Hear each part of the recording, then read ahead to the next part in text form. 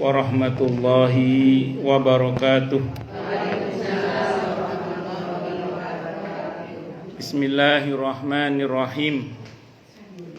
Alhamdulillahi rabbil alamin. Wa bihi nasta'inu ala umurid dunya waddin. Wassalatu wassalamu ala ashrafil anbiya'i wal mursalin, Nabiyillahi Muhammadin wa ala alihi wa ashabihi wa dzurriyyatihi ajma'in, amma ba'du. Asyhadu an la ilaha illallah wa asyhadu anna Muhammadar Rasulullah wa ufawwidu amri ilallah. Innallaha basirum bil ibad. Hasbiyallahu la ilaha illa huwa alaihi tawakkaltu wa huwa rabbul arsyil azim. Qala Allah ta'ala fi kitabihil karim hikayatan an nabiyillahi Musa alaihi salam. Rabbi syrah li sadri wa yassir li amri wahlul 'uqdatam min lisani yafqahu qawli. Para alim, para asatid, para asatidah, para bapak dan ibu sekalian, hafizoni wa hafizakumullah, bil khusus pimpinan cabang Muhammadiyah Bekasi Timur 1 Bapak Haji Heri Karim, dan ketua pimpinan cabang Aisyah Bekasi Timur 1 Ibu Marsinah, betul nggih? Semoga beliau berdua beserta segenap warga Persyarikatan Muhammadiyah yang ada di Bekasi Timur 1 dan sekitarnya, semoga semuanya saja selalu dalam naungan rahmat, barokah, perlindungan serta bimbingan Allah Subhanahu wa taala. Amin Allahumma amin insyaallah. Sebelum saya masuk pada penjelasan tentang apa yang mesti kita persiapkan berkaitan dengan persiapan menghadapi bulan Ramadan ini, saya ingin kutip satu hadis. Matur nuwun sangat, jazakillah khairan. Insyaallah.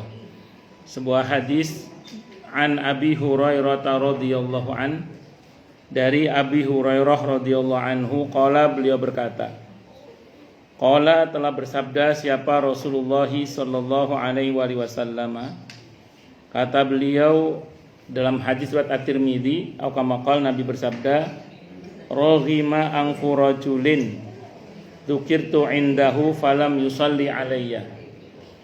Rugi banget atau celaka banget orang yang disebut namaku di sisinya kok dia tidak bersalawat kepadaku.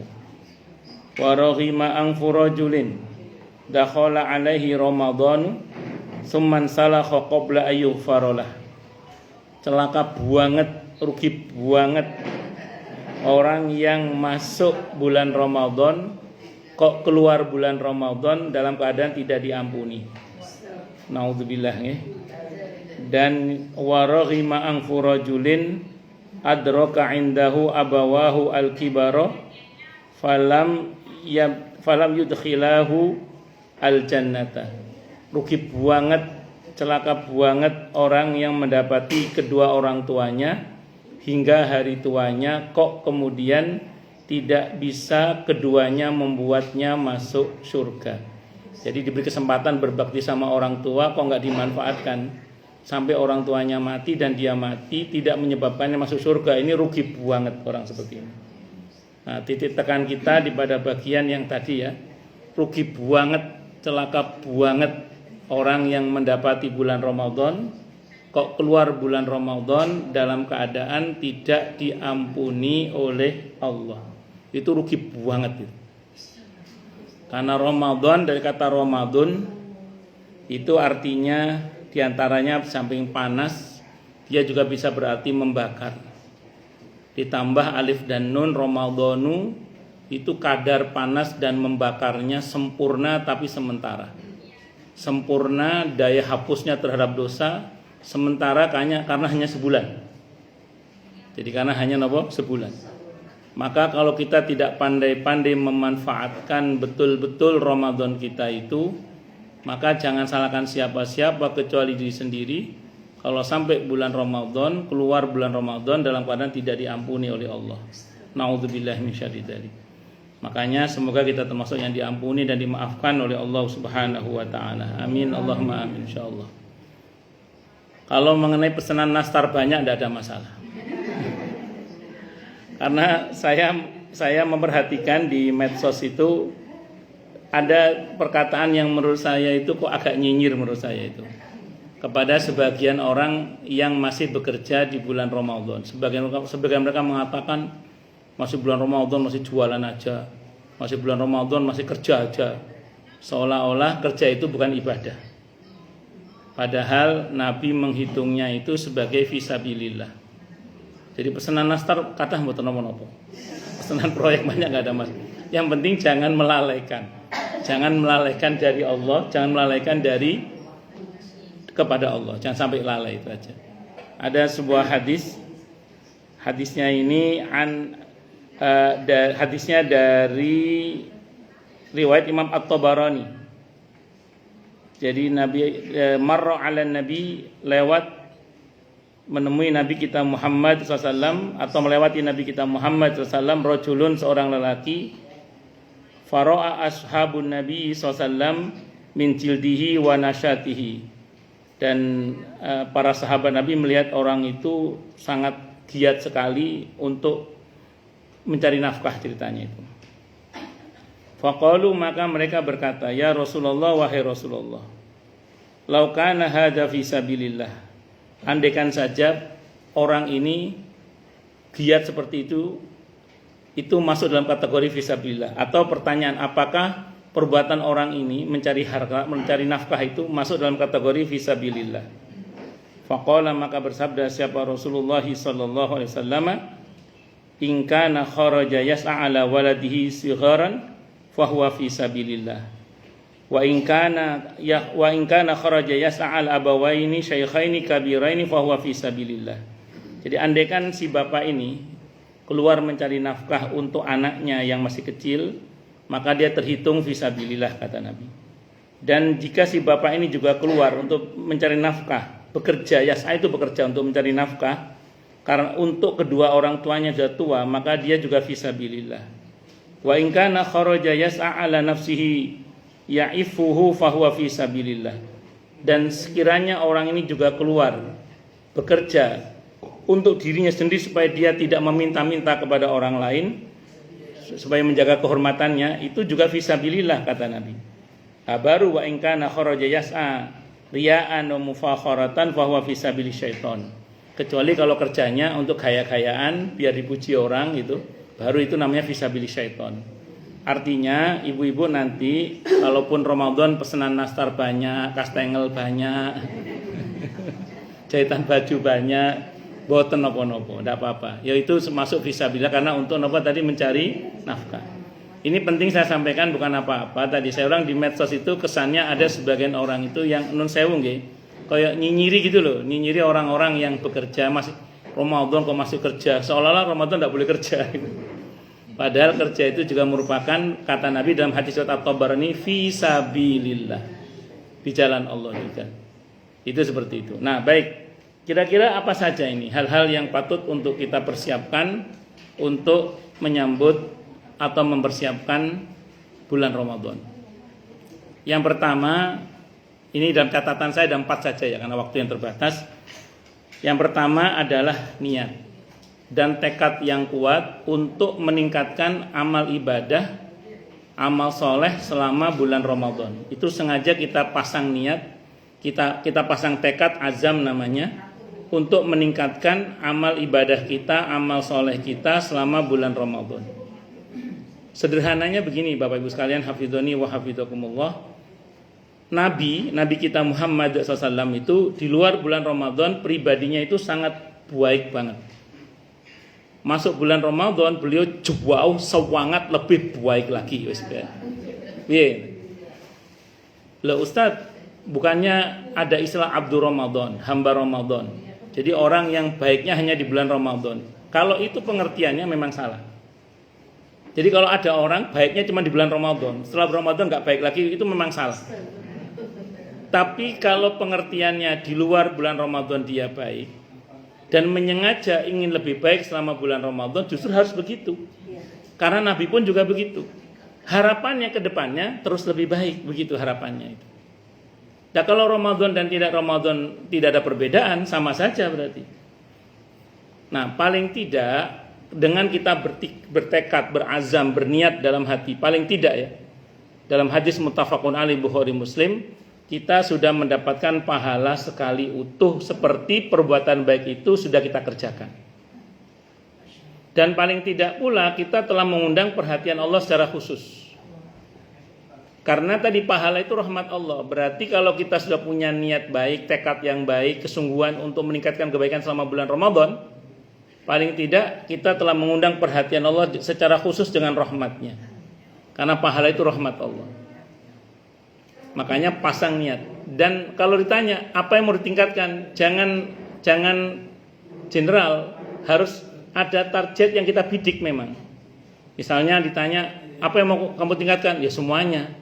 Jangan, bidik aja. Target khatmul Quran 5 kali, misalnya gitu. Misalnya kan, kan niat itu. Bisa jadi kan? Ya, kalau satu sholat 1 juz bisa 6 kali malahan kita. Satu sholat fardu 1 juz. Itu 5 kali 6. Kan lumayan sudah selesai. Tidak apa-apa, target aja. Ustadz, targetnya khatmul Quran apa target paham? Ada orang nanya gitu. Saya jawab begini, kalau kita ngejar 2 kelinci nggak dapat 1 kelinci. Kalau kita bingung nggak dapat apa-apa nanti. Fokus saja pada khatmul Quran, pelan-pelan baca tafsirnya. Pelan-pelan dipahami, ada yang iskal, tanya sama ahlinya. Karena memahami Al-Quran itu nggak bisa sakjek-saknya, nggak bisa. Butuh proses, makanya harus fokus pada khatmul Quran misalnya gitu. Terutama tadarus. Karena di antara kebiasaan Nabi kita Muhammad SAW itu kalau bulan Ramadan itu tadarus. Tadarus itu satu nyimak, satu mendengarkan, kalau ada yang salah diingetin, begitu seterusnya. Kalau punya komunitas tadarus di masjid bagus, kalau nggak punya di rumah, bikin madrasah sendiri di rumah. Suami, istri, orang tua, anak, antar anak, bikin madrasah di rumah. Untuk apa? Tadarus. Nggak harus tiap hari lah kalau misalnya karena memang semuanya kerja misalnya, paling nggak ada waktu yang disediakan untuk tadarus, walaupun cuma 1-2 ayat, untuk lebih menegakkan sunnah di bulan Ramadan. Tak sunnah apa sunnah tadarus. Karena dulu Nabi kalau bulan Ramadan khasnya apa? Tadarus. Dan tadarusnya sama Nabi itu sama malaikat Jibril. Itu seperti itu. Itu diantaranya ya yang bisa kita tekadkan. Apalagi yang kita targetkan misalnya bulan Ramadan sedekah saya tingkatkan. Itu aja. Sedekah saya tingkatkan. Apalagi saya tingkatkan, kalau bisa, apalah, monggo lah anda yang bisa membidik sendiri. Nggak harus banyak, yang penting ada beberapa yang sengaja kita tingkatkan. Jadi jangan, pokoknya saya tingkatkan semua, nggak bisa gitu. Apa? Targetkan. Bidik salah satu aja nggak apa-apa, yang penting istiqomah. Nah, nanti tahun depan bidik lagi yang satunya lagi, terus gitu. Pokoknya ada yang kita lebihkan gitu, dalam hal kebaikan. Nah, mentekadkan itu menunjukkan kesungguhan kita dalam menyambut bulan Ramadan. Paling tidak saya ulang tadi kita sudah dapat poin seperti kebaikan yang kita tekadkan itu telah kita laksanakan sekali utuh, andaikan nggak jadi terlaksana misalnya, atau tidak utuh terlaksananya. Terus kemudian yang kedua, dengan kita bertekad dan berazam kuat untuk meningkatkan kebaikan itu berarti kita telah mengundang perhatian Allah secara khusus dengan rahmatnya. Besar harapan kita dapat taufik pertolongan dari Allah. Kemudian yang ketiga, diharapkan dengan tekad yang diharapkan dengan tekad yang kuat itu kita ini ya masuk dalam kategori yang mendapatkan keberkahan bulan Ramadan tadi itu. Ini yang pertama dulu ini Bu ya, yaitu niat dan tekad itu. Kemudian yang kedua, jangan lupa berdoa. Jangan lupa berdoa. Karena prinsip dalam Islam adalah la haula wala quwata illa billah. Tidak ada daya meninggalkan maksiat, tidak ada kekuatan untuk taat kecuali dengan pertolongan Allah. Itu yang kedua. Harus doa. Kenapa? Karena kita ini mampu karena dimampukan oleh Allah. Kita ini bisa karena dibisakan oleh Allah. Kalau ada orang bilang kita ini hebat karena dihebatkan oleh Allah. Karena prinsipnya la haula wala quwata illa billah. Tidak ada daya meninggalkan maksiat dan tidak ada kekuatan untuk taat kecuali dengan pertolongan Allah. Tekadkan itu. Doa bersungguh-sungguh. Mohon pada Allah. Makanya salafus soleh terdahulu itu, ini bukan hadis, salafus soleh terdahulu itu kalau masuk bulan Rajab mereka berdoa Allahumma barik lana fi Rajab wa Sya'bana wa balighna Ramadhana. Kalau ini bulan Sya'ban, Allahumma barik lana fi Sya'bana wa balighna Ramadhana. Dalam kitab Lataiful Ma'arif ada doa lagi, Allahumma sallimni ila Ramadhan wa sallim li Ramadhan wa tasallamhu minna mutaqabbal wa tasallamhu minni mutaqabbala. Ya Allah, sampaikanlah aku ke Ramadan dengan selamat. Maksudnya mudah-mudahan kita sampai di bulan Ramadan dalam keadaan sehat walafiat. Ada nggak orang sampai bulan Ramadan sakit? Ada. Nggak salah orang sakit. Teman kalau kita berharap kan mudah-mudahan kita dalam keadaan sehat walafiat. Wasallim li Ramadan, dan selamatkanlah Ramadan untukku. Sampaikanlah Ramadan kepadaku dengan selamat. Maksudnya apa? Kita berharap Ramadan sampai kepada kita dalam keadaan kondusif. Dalam keadaan tidak ada gempa, tidak ada bencana, tidak ada banjir, tidak ada pandemi, tidak ada perang. Ramadan kondusif. Wasallim li Ramadan. Itu kita mohon pada Allah. Wa tasallamhu minni mutaqabbala. Kita mohon pada Allah agar amal kita diterima oleh Allah wabil khusus selama bulan Ramadan. Itu kita mohon betul kepada Allah. Karena saya ulang, secara prinsip kita ini bisa karena dibisakan oleh Allah. Karena betapa banyak orang yang mau tapi tidak mampu. Yang paling bahaya adalah mampu tapi tidak mau. Itu paling bahaya. Kalau mampu tidak mau itu bahaya. Kalau mau tidak mampu itu masih mending. Tapi kalau kemudian tidak sudah mampu tapi tidak mau, itu yang nggak bagus itu. Maka semoga Allah anugerai kita ini kemauan dan kemampuan untuk beribadah dengan baik dan benar, wabil khusus selama bulan Ramadan. Nah, Allah berfirman dalam Al-Quran di surah Al-Hujurat ayat 7. Apa kata Allah dalam ayat itu? Wa'lamu anna fikum Rasulullah law yuti'ukum fi katsirin minal amri la'anittum walakinnallaha habbaba ilaikumul imana wa zayyanahu fi qulubikum wa karraha ilaikumul kufra wal fusuqa wal isyan ulaika humur rasyidun. Ketahuilah bahwa di tengah-tengah kalian ada Rasulullah. Kalau dia mentaati kalian di banyak urusan, niscaya agama ini akan terasa berat bagi kalian. Akan tetapi Allah jadikan kalian cinta pada keimanan, dan Allah jadikan iman itu indah dalam hati kalian. Dan Allah buat kalian benci pada kekufuran, kefasikan dan kemaksiatan. Ulaika humur rasyidun. Mereka itulah rasyidun, orang-orang yang mendapatkan petunjuk. Dalam ayat ini Allah tegaskan Allah lah yang buat kalian cinta pada keimanan dan menjadikan iman itu indah dalam hati kalian. Yang buat kita senang duduk di majelis ilmu seperti ini. Yang buat kita senang bertadarus Al-Quran, membaca Al-Quran. Yang buat kita senang aneka ibadah dan kebaikan. Itu adalah Allah.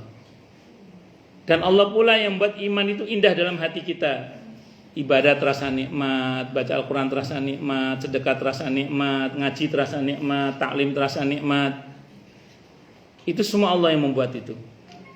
Kalau kita sudah nikmat beribadah, otomatis Allah buat kita tidak suka pada kekufuran, kefasikan, kemaksiatan. Kalau kondisi hati kita seperti itu, dan semoga seperti itu, Allah nyatakan ulaika humur rasyidun. Mereka itulah rasyidun, orang-orang yang mendapatkan petunjuk. Nah, supaya kita punya kayak gitu, mohon pada Allah. Nah, saya pribadi, jenengan boleh setuju boleh tidak nih. Saya pribadi itu kalau sudah masuk bulan Sya'ban begini, terutama setelah nisfu Sya'ban kemarin sampai sekarang, sampai nanti malam-malam Ramadan, biasanya saya itu minum air zam-zam sambil berdoa. Di samping doa yang dari Nabi, Allahumma inni as'aluka ilman nafi'a wa rizqan wasi'an wa shifaan min kulli da'. Itu di samping doa itu biasanya saya tambah lagi, Bismillah ya Allah, anugerahkanlah pada hamba kemauan dan kemampuan, kuat ibadah, kuat mujahadah, kuat melek gak ngantuan. Saya minum itu. Jadi minum air zam-zam sambil mohon sama Allah, samping doa Nabi ya. Saya tambahkan, ya Allah anugerahkanlah pada hamba kemauan dan kemampuan, kuat ibadah, kuat mujahadah, gak ngantuan, kuat melek gak ngantuan. Nah, monggo kalau sepakat nggih monggo dilaksanakan enggak nggih mboten napa-napa. Ya mau doanya satu air zam-zamnya enggak ada, ya gampang air nopo. Yang penting mohon sama Allah. Dan saya merasa saya butuh pertolongan Allah soalnya. Karena saya merasa butuh pertolongan Allah, maka saya merasa perlu untuk berdoa dan harus berdoa memang mohon pada Allah supaya kita ini diberi kemauan dan kemampuan untuk beribadah dengan baik dan benar. Wabil khusus selama bulan Ramadan, mudah-mudahan seterusnya begitu. Amin, Allahumma amin. Insyaallah mudah-mudahan begitu. Itu yang kedua. Yang ketiga, bantu banyak orang untuk beribadah kepada Allah. Yang dengan bantuan kita itu diharapkan sekian banyak orang yang beribadah kepada Allah itu kita dapat bagian pahala yang sama dengan mereka karena kita ikut bantu. Saya ulang ya Bu ya, Bapak ya. Bantu banyak orang untuk beribadah kepada Allah. Yang dengan bantuan kita itu akhirnya banyak orang yang terbantu untuk beribadah kepada Allah sehingga karenanya kita dapat bagian pahala yang sama dengan mereka yang kita bantu. Itu harapannya. Ayatnya Ustaz An-Nisa ayat 85. An-Nisa ayat 85. May yashfa' syafa'atan hasanatan yakul lahu nasibum minha. Siapa yang berikan pertolongan yang baik, maka dia akan dapat pahala yang sama dengan pertolongan tersebut atau yang ditolong tersebut. Jadi kalau kita memberikan pertolongan yang baik, maka kita akan dapat pahala yang sama dengan pertolongan tersebut atau yang kita tolong tersebut. Itu secara prinsip begitu. Kalau kita mau membantu banyak orang. An-Nisa itu tadi ayat 85. Contoh membantu banyak orang supaya kita dapat bagian pahala yang sama dengan mereka yang kita bantu itu. Contoh yang paling sederhana ini sering saya contohkan. Bantu bayar listrik masjid misalnya. Itu kita bayar listrik masjid. Sekian banyak orang yang beribadah kepada Allah di masjid itu merasa nyaman karena kita yang bayar listriknya. Maka insya Allah kita akan dapat bagian pahala yang sama dengan mereka yang kita bantu. Wah, listrik masjid mahal Ustaz. Ya jangan sendiri bayarnya, bareng-bareng. Caranya ada kotak amal itu. Kan ada untuk operasional masjid, masuk situ bayar listrik, kita masuk di dalamnya insya Allah. Kebayang nggak pas malam Qadar turun, ibu-ibu lagi ngoven nastar tadi sama kastengel. Atau lagi pulang kampung misalnya, atau lagi tidur. Berarti kan mungkin loh saat itu kita lagi nggak optimal tuh. Tapi bersamaan dengan itu orang-orang yang kita bantu dia sedang i'tikaf, sedang sholat, sedang tadarus, sedang taklim misalnya. Kebayang nggak berapa pahala kita kira-kira itu? Jadi artinya kita walaupun kita kelihatan yang ngoven nastar tadi itu, tapi kita dapat pahala yang sama dengan sekian banyak orang yang kita bantu. Karena merasa nyaman beribadah kepada Allah di masjid itu karena kita yang bayar listriknya ya. Bayangkan muadzin yang adzan itu, saya baca dalam fikih sunnah, muadzin yang adzan itu di antara pahalanya, bukan satu-satunya pahala, di antara pahalanya adalah dia mendapatkan pahala sebanyak orang yang sholat karena mendengar adzan dia. Itu ada dalam fikih sunnah saya baca itu, riwayatnya ada di situ. Dan si muadzin ini adzan, ternyata dia kuat adzan tenaganya dari sahur dan buka yang kita beri. Oh, coba biidznillah. Jadi rupanya dia kuat adzan dengan izin Allah tenaganya dari menu berbuka dan sahur yang kita berikan sama dia. Kebayang nggak berapa pahalanya si muadzin itu dan kita dapat pahala yang sama dengan si muadzin itu. Itu An-Nisa ayat 85 itu begitu. Allahu Akbar. Itu baru muadzinnya, belum imamnya coba. Di fikih sunnah sebutkan imam itu di antara pahalanya itu dia mendapatkan pahala sebanyak makmum yang sholat di belakangnya. Dan bayangkan si muadzin ini, si imam ini kuat imami dengan izin Allah menu sahur dan bukanya dari kita. Atau bukanya lah dari kita paling enggak misalnya.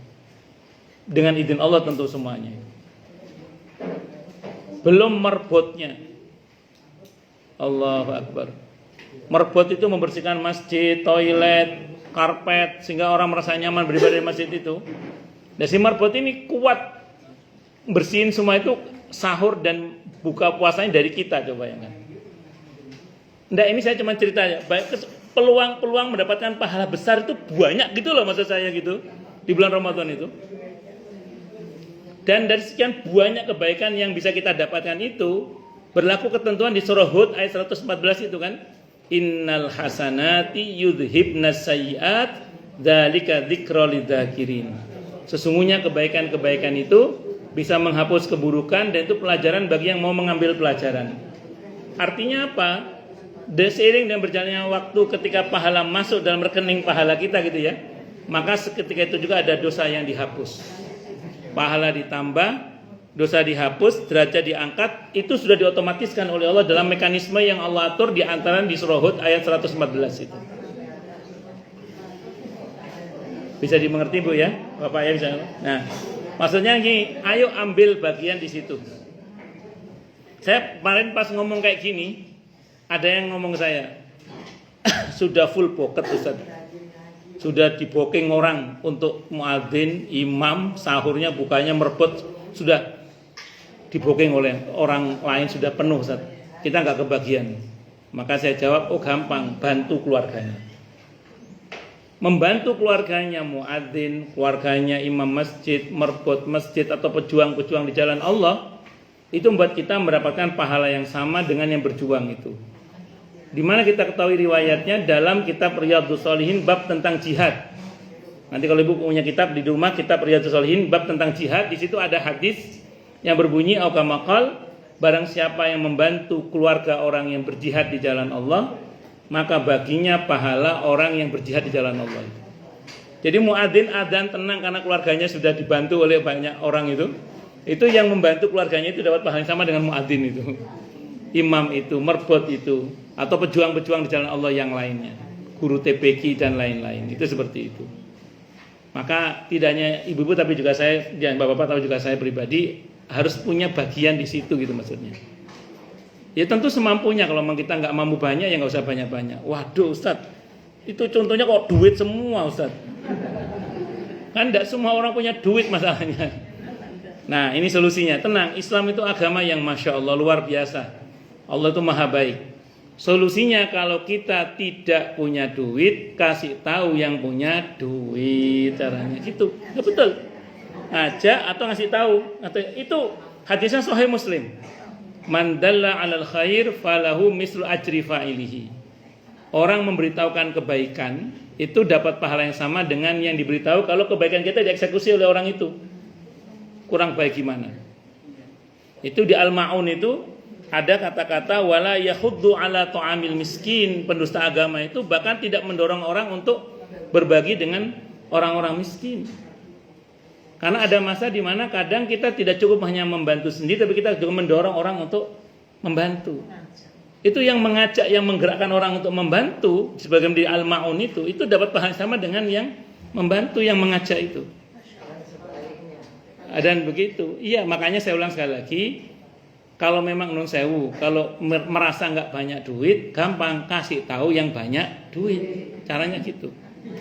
Tapi itu yang mendorong itu dapat bagian pahala yang sama dengan yang melakukan kalau kita mengerjakan yang kalau kita mendorong orang untuk berbuat kebaikan tadi atau memberitahu kebaikan tersebut. Tapi jangan gini ya, mentang-mentang sudah punya banyak pasif income pahala, terus wah saya udah nyumbang masjid banyak ini, sudah nyumbang muadzin kayaknya sudah cukup ini, udah saya tak santai-santai aja. Terus selama Ramadan kayak turu aja. Jangan. Tetap kita mesti bermujahadah. Kita tetap harus bermujahadah. Bahwa ada kurang-kurangnya, ditutup dengan semua itu. Itu sebatas tambel untuk nutup kekurangan-kekurangan saja. Atau nilai plus-plusnya lah kalau bahasa kita. Kita sendiri tetap harus bermujahadah. Karena prinsipnya gini, keutamaan bulan Ramadan yang luar biasa itu kalau kita jaring, kita raih hanya dengan menggunakan badan yang satu ini, rasanya kok nggak maksimal yang bisa kita peroleh. Jadi kalau kita menjaring keutamaan Ramadan yang luar biasa itu hanya dengan badan kita yang cuma satu ini, rasanya kok nggak maksimal yang bisa peroleh, itu nggak maksimal. Kenapa? Karena badan kita ini ada capek-capeknya, betul nggih? Ada ngantuk-ngantuknya, malah kadang ngantuan itu. Terus kadang ada mual-mualnya, mualesnya kadang. Kan? Kadang ada sakit-sakitnya, betul ya? Jadi kalau kita cuma pakai badan kita yang satu rasanya kok nggak maksimal. Maka kita bermujahadah semampu kita. Ada kurang-kurangnya ketutup dengan semua tadi itu. Dengan membantu banyak orang atau memberitahu ke orang banyak ini ada yang harus dibantu. Maka kita insya Allah akan dapat bagian pahala yang sama dengan yang melakukan semua itu dengan izin Allah. Tadi apa hadisnya? Riwayat Muslim kalau ayatnya surah An-Nisa ayat berapa? 85. Itu diantaranya. Dan kemudian yang keempat, yang penting lagi adalah bagaimana supaya amal kita itu diterima oleh Allah Subhanahu wa taala. Untuk diterimanya amal itu ada dua syaratnya, harus ikhlas dan harus benar.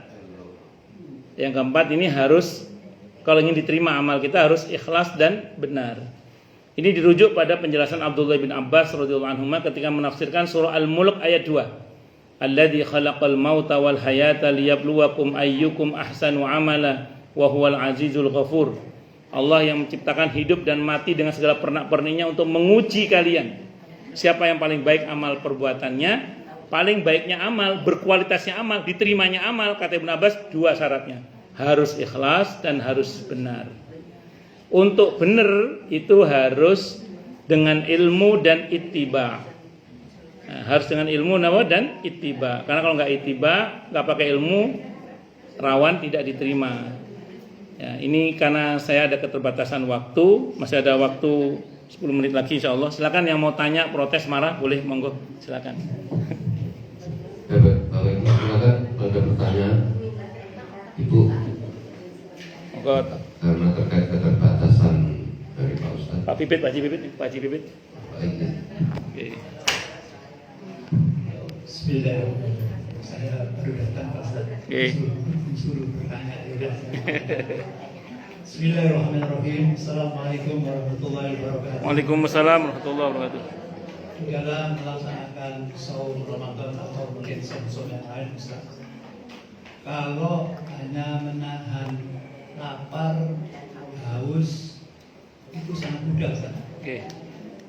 Yang sulit bagi kita ini bagaimana menahan amarah. Karena kita ini setiap hari dihadapkan dengan permasalahan yang kadang-kadang tidak kita persiapkan sebelumnya. Bagaimana Ustaz? Iya Ustaz. Agar puasa kita ini benar-benar merasuk dalam hati, karena ada hadis bahwa Allah tidak melihat melihat amalmu, tapi aku melihat memberi pahala pada puasamu. Bagus. Oke. Waalaikumsalam warahmatullahi wabarakatuh. Saya mau terangkan dulu gini. Puasa itu, saum itu dari kata soma yasummu sauman artinya imsak. Imsak itu artinya menahan diri. Pertanyaannya, orang puasa boleh marah nggak? Boleh. Yang nggak boleh itu marah-marah. Jadi orang puasa itu Pak Haji Bibit boleh marah. Yang nggak boleh itu marah-marah. Saya tunjukkan dalilnya ya. Perang Badar itu terjadi di bulan puasa ya. Perang Badar itu terjadi di bulan puasa. Perang Badar itu. Dan Nabi itu ul azmi minar rusul, orang yang pasti sawabar, orang yang pasti bisa menahan diri. Tapi marahnya Nabi itu terkendali. Bagaimana marah yang terkendali itu? Marahnya tanpa amarah, marahnya fokus, marahnya ngasih solusi. Jadi kalau Pak Haji Bibit bisa begitu marahnya di bulan Ramadan, marahlah nggak apa-apa. Tapi marahnya tanpa amarah, marahnya fokus, marahnya memberikan solusi. Contoh marahnya Nabi yang begini mana contohnya? Hadisnya Sahih Muslim. Ketika sahabat Anas ibn Malik radhiyallahu anhu selesai sholat berjamaah dengan Nabi, pulang ketemu satu kaum belum sholat berjamaah Isya, beliau mengulang sholatnya jadi imam. Rakaat pertama surah Al-Baqarah babat habis. Makmumnya keju. Ada yang munfarid, memisahkan diri dari jamaah. Akhirnya selesai sholat, orang itu dilaporkan kepada Mu'adz bin Jabal radhiyallahu anhu. Kata Mu'adz bin Jabal radhiyallahu anhu, itu yang sholatnya cepat itu tadi selesai duluan itu munafik itu. Dikatain munafik, orang itu nggak terima. Demi Allah saya tidak munafik, Anda kelamaan. Maka kemudian orang ini lapor kepada Nabi kita Muhammad SAW. Kebiasaan Nabi kalau ada laporan tidak baik tidak langsung percaya tapi tabayun. Kata Nabi panggil Mu'adz. Aukamakol dipakai Mu'adz bin Jabal radhiyallahu an. Begitu Mu'adz bin Jabal radhiyallahu an datang, Nabi nggak langsung marah. Pertanda bahwa Nabi marahnya tanpa amarah. Kalau Nabi pakai amarah, belum jelas di mana harus marah, udah marah aja kan. Kalau perlu orangnya masih jauh, kita udah gini. Padahal belum jelas. Begitu sampai kata Nabi udunu sini mendekat. Nabi nggak langsung marah. Nabi tabayun, apa betul tadi malam kamu begini. Jawaban Mu'adz bin Jabal radhiyallahu anhu, benar ya Rasulullah. Di mana beliau harus marah, di situ beliau marah. Afattanun anta ya Mu'adz? Apakah kamu akan membuat kekacauan dalam agama ini wahai Mu'adz? Jelas Nabi. Terus marahnya fokus. Lihat, marahnya fokus. Kalau bahasa kita nih, ini mafhum rat, di belakang kamu itu Mu'adz, ada anak kecil, ada orang tua, ada orang sakit, ada yang punya hajat, kata Nabi. Fokus. Karena ada orang itu marah itu sambil ngabsen binatang seragunan itu ada. Allah, ini beliau nggak fokus marahnya, terus ngasih solusi. Kalau kamu mau lama wahai Mu'adz, kerjakan saat kamu sholat sendiri. Nah, kalau Pak Haji Bibit bisa marah seperti ini di bulan Ramadan, marahlah, tidak apa-apa. Itu marah yang terkendali. Karena inti puasa itu bukan tidak marah, tapi kalaupun marah, dia bisa mengendalikan diri. Marahnya tanpa amarah, marahnya fokus, marahnya ngasih solusi. Paham ya? Monggo. Baik, ada lagi. Oh ibu. Monggo, nggih, monggo. Ya keras lagi. Waalaikumsalam warahmatullahi wabarakatuh. Kangen juga nih sama Pak Sultan. Nggih, saya juga kangen sama ibu, lama nggak kelihatan. Iya. Ini masalah ikhlas nggak ikhlas. Itu biasanya kan datang Pak ikhlas nggak ikhlas ini pasti ngasih. Nah, definisi ikhlas itu seperti apa sih? Saya nggak suka kalau ada yang bilang gini, seperti kita BAB plong gitu kan? Ikhlas melepaskan itu. Ikhlas itu mah bukan ikhlas, memang mau dibunuh. Ikhlas itu dari kata akhlaso yukhlisu ikhlasun, artinya memurnikan. Apa yang dimurnikan? Pertama, akidah kita, iman kita, tauhid kita. Jangan sampai terkotori oleh hal-hal yang dapat merusaknya, seperti syirik, murtad, dan kufur akan ayat-ayat Allah. Karena kalau akidah kita terkotori oleh salah satunya saja, apalagi tiga-tiganya, maka Al-An'am 88 atau surah Al-Kahfi 105, fahabitat a'maluhum falanuqim lahum yaumil qiyamati wazna. Kalau kita enggak tobat ya, kita bisa menghadap kepada Allah dengan 0 kebaikan. Kalau akidah kita tidak kita murnikan, kita tidak ikhlaskan karena terkotori oleh syirik, murtad dan atau kufur akan ayat-ayat Allah. Maka jangan sampai terkotori semua. Aduh, kalau terjadi gimana? Tobat, segera minta ampun pada Allah mumpung masih hidup. Katanya syirik tidak diampuni Ustaz. An-Nisa ayat 48 dan 116. Maka jawabannya diampuni asal tobat sebelum mati. Dalilnya Al-Furqan ayat 68, 69, 70. Al-Furqan ayat 68, 69, 70. Itu tentang 3 dosa besar sekaligus. Syirik, membunuh, zina. Kalau tidak tobat Allah ancam dengan kehinaan. Kalau tobat, illa man taba wa amana wa amila amalan sholiha faulaika yubaddilullahu sayyiatihim hasanat. Kecuali orang-orang yang mau bertobat, beriman dan beramal soleh, maka mereka itu akan diganti oleh Allah keburukannya dan kebaikan-kebaikan, termasuk dosa apa pahala yang hilang Allah ganti dengan pahala yang baru yang lebih baik. Itu diantaranya. Kemudian yang kedua, mengikhlaskan niat, memurnikan niat untuk berbuat semata-mata hanya karena Allah. Al-An'am ayat 162. Al-An'am ayat 162. Qul inna salati wa nusuki wa mahyaya wa mamati lillahi rabbil alamin. Katakanlah wahai Nabi, sesungguhnya salatku, ibadahku, hidup dan matiku seluruhnya itu semata-mata hanya karena Allah Rabbul Alamin. Ustaz, saya karena Allah tapi ingin masuk surga, boleh, tidak apa-apa. Ustaz, saya karena Allah plus semoga selamat dari api neraka, boleh, tidak apa-apa. Ustaz, saya karena Allah plus supaya rezeki lancar, boleh, tidak apa-apa. Yang penting jangan plusnya itu jangan yang dilarang seperti riya, ujub, sum'ah. Tidak, jangan kayak. Selama tidak karena itu tidak apa-apa. Ibu ikhlas karena Allah, ada harapan-harapan kepada Allah, nggak ada masalah. Yang penting jangan ujub, jangan riya, jangan sum'ah, jangan takabur, jangan itu aja. Itu masih ikhlas, tidak ada masalah. Dan yang terakhir mengikhlaskan amal. Mengikhlaskan amal itu apa maksudnya?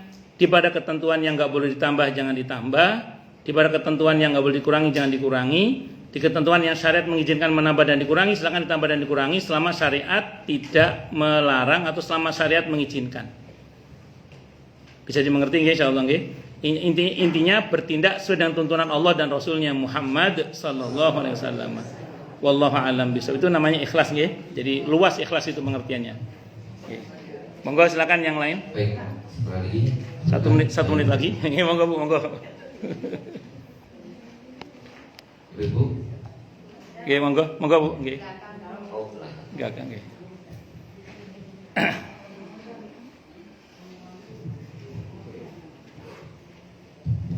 Assalamualaikum warahmatullahi wabarakatuh. Waalaikumsalam warahmatullahi wabarakatuh. Ini Pak, saya mau tanya. Saya kan punya aset Pak. Terus saya tanya sama Ustadz, Pak Ustadz gimana caranya untuk bisa supaya aset itu cepat lepas? Saya bilang gitu kan. Terus Ustadz bilang Mau dijual? Tanahnya segenggam. Oh, mau dijual. Itu dibacakan. Nah, maksud saya tanya gini, apa itu dikatakan syirik atau gimana ya Pak? Ya baik. Baik.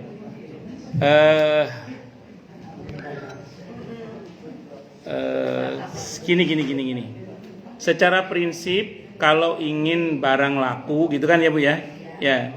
Ibu nanya ke seseorang gitu aja ya, nggak usah pakai ustadz lah, seseorang, terus ibu disuruh ambil tanahnya terus dibacakan bacaan tertentu. Syirik apa tidak? Sebenarnya gini ya. Ruqyah itu bisa pada orang, bisa pada benda, bisa. Dalam Sahih Bukhari, air diruqyah oleh para sahabat dan Nabi tidak melarang. Nabi membenarkan, namanya sunnah takririyah. Di perang Badar itu ada kejadian sahabat tidak bawa pedang. Nabi suruh ambil satu tangkai kayu diruqyah oleh beliau, itu dipakai senjata. Jadi itu ruqyah namanya, ruqyah. Selama yang dibaca itu ruqyah syariah dari Al-Quran atau dari sunnah Nabi kita Muhammad SAW, dan mohonnya kepada Allah itu insya Allah tidak ada masalah. Cuman begini Bu, kalau bisa nggak usah pakai ambil segenggam tanah itu. Kalau bisa diruqyah di tempatnya itu, di tanah itu. Jadi kita baca doa mohon pada Allah, atau bisa berdoa dari rumah atau dari manapun kita mohon pada Allah. Itu seperti itu. Karena kalau nanti ibu pakai genggam tanah itu ngerinya. Saya tidak langsung matakan kepleset. Ngerinya nanti kepleset gitu ngerinya. Kan kalau dalam Islam itu ada namanya saddud dzari'ah, mencegah kemungkinan yang tidak diinginkan. Jadi kalau ada baiknya ibu sholat malam doa sama Allah, atau ibu sholat duha doa sama Allah. Atau kalau memang ibu mau meruqyah tempat itu, ibu bacakan di tempat itu aja, bacakan ayat Al-Quran apa Al-Fatihah, apa ayat kursi, apa surah apa terserah ibu lah yang ibu mau baca terserah. Mohon pada Allah, semoga tani cepat laku ya Allah gitu. Mohon sama Allah. Begitu, saya kira itu Bu ya. Wallahu alam bishawab begitu. Ini cukup dulu nggih. Oke, saya izin mau lanjut lagi soalnya. Kita tutup dari saya. Alhamdulillahirabbil alamin. Assalamualaikum warahmatullahi wabarakatuh. Waalaikumsalam.